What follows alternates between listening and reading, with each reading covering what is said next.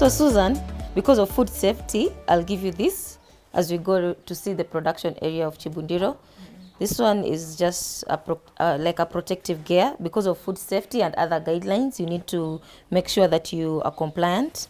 So amongst other certificates, also we get the food handling certificate, that's from the county.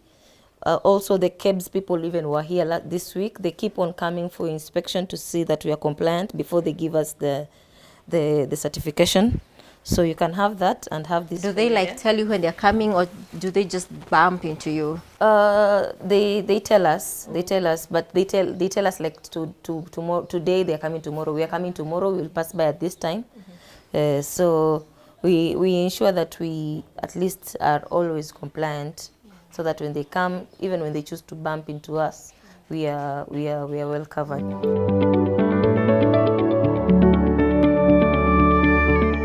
So this is Chibondiro. Chibondiro comes from the word bunda. Chibondiro means a mortar and a pestle from the Chonyi community among the Mijikendas. So this is a natural food seasoning product that you just sprinkle on your food, and your food goes to another level in terms of the taste. Here, it's just a mixture of onions, ginger, garlic, dhania, cardamom, cinnamon, black pepper, and cloves. These are the normal things that we use to make our food taste good. As this, you can actually see the onions that have been put into this. So it's 100% natural, without any preservative. It is cooked and ready to eat, so you don't even have to cook it. And you don't really have to be a good cook to enjoy a good meal. Just a sprinkle of this takes your food to another level and changes any boring food into favorite. This is how it looks like.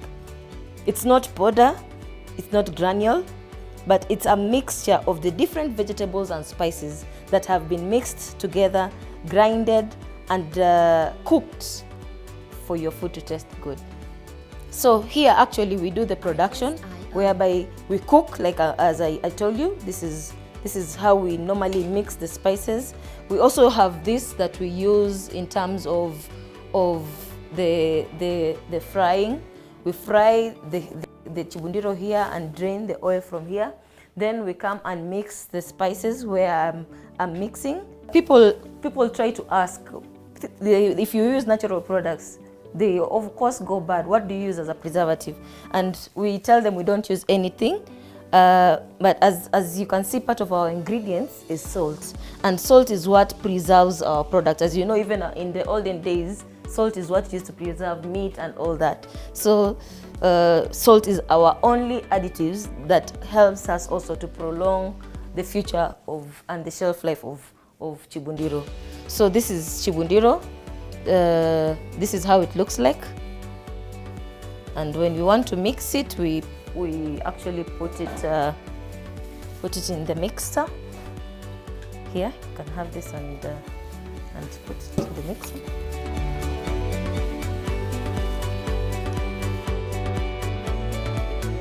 So at least this mixes the Chibondiro and gives it an even texture. This is just mixing of the final product, but if it was cooking, we will light it down here. There's a light, we light it, then it cooks. And then after that, we drain, then we return it for mixing. So as you remove, you also check if there's anything that did not mix. Then you actually do the mixing manually.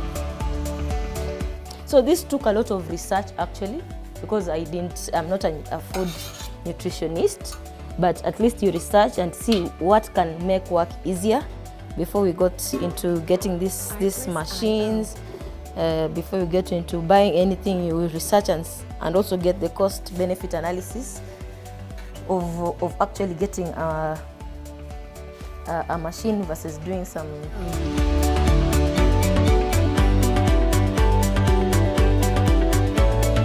So currently we have like 5 agents in the US and 2 in the UK, and some people across the borders buy through our website, then we send to them. So at least we have a clientele outside Kenya as well. So actually For the ones outside Kenya, we send the plastic ones because of the weight.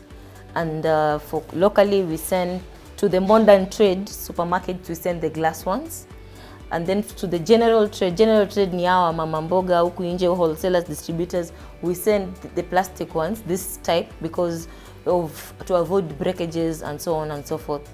So for the general market in Kenya, we have this. And as I told you, we are looking at getting into the Kadogo economy, and we have these small ones, whereby these are the sachets, where we are looking at getting this to the small vibandas, to the small butcheries, whereby they are going to also influence the purchasing power of their customers to buy Chibondiro at an affordable price.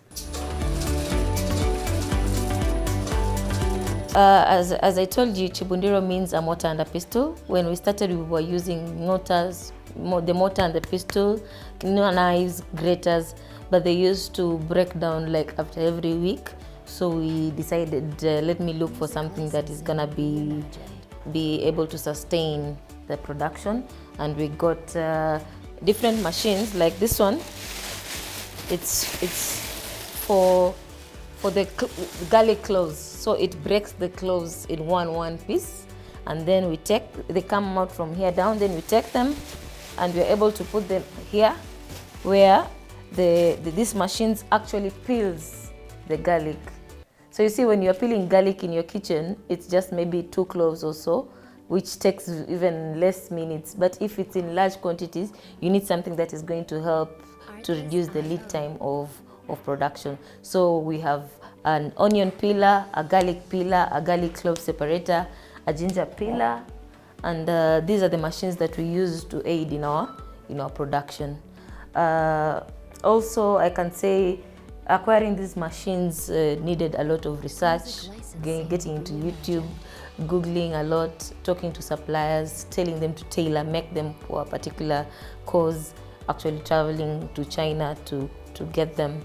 And eventually they came, and they also helped in our production and meeting the demand that was growing as fast as sometimes we didn't anticipate that it would.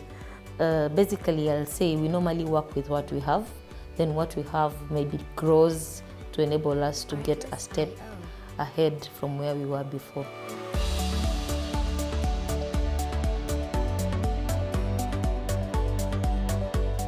The most biggest challenge in a small business, actually, a youth-led business or a woman-led business, is the lack of collateral. So when you go to these banks, or you're looking for funds for scaling up the business, they always ask for collateral. And as young as I am, or we are, sometimes it's very hard to have even the collateral because you've not amassed enough wealth to get collateral. Also penetrating the market, there are already brands in the market that have already saturated the market. So for people to believe in a new brand, sometimes it takes time to penetrate into the market and people taking up the product. There are so many other challenges like cash flow, like working with the supermarkets currently. They take a long period to pay you, sometimes maybe to their advantage, sometimes maybe the stock has not moved as per what they expect before they pay you. So you have to wait for a long time before they pay you, which gives a challenge for you because you have to actually pay your suppliers and make sure that your cash flows are actually manageable as they come in and as they go out. And also meeting people who pose as they want to invest in the business, yet they want to get information out of you, or they want to actually even steal the business, or malicious people. But I think where there is a will, there is a way. I think what we need to think of as young people is just to start. And as you start, some people will come, like as you start, grants will come and you'll be able to apply and they'll be able to boost your business. As you start, you'll be able to get advice from different people. As you start, you're going to be able to learn and relearn and be able to make some things better than they used to be.